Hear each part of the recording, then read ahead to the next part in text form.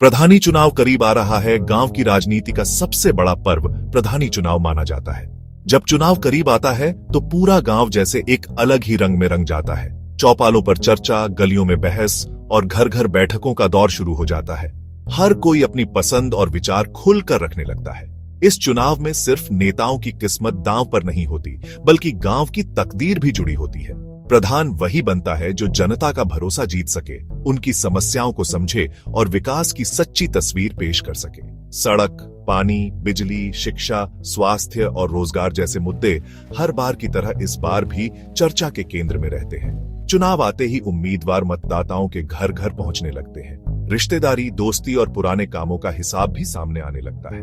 कोई पुरानी मदद याद दिलाता है तो कोई अधूरे वादों की शिकायत करता है। गांव के लोग भी बखूबी जानते हैं कि किसने उनके साथ अच्छा किया और किसने सिर्फ अपने स्वार्थ के लिए राजनीति की। प्रधानी चुनाव में सबसे अहम भूमिका ग्रामीण जनता की होती है। उनका एक एक वोट तय करता है कि आने वाले 5 सालों तक गांव की बागडोर किसके हाथ में रहेगी। यही कारण है कि इस समय माहौल में उत्सुकता, प्रतिस्पर्धा और हल्की फुल्की तनातनी भी देखने को मिलती है। लेकिन असली मायने तभी है जब यह चुनाव विकास, भाईचारे और ईमानदारी की राह दिखाए।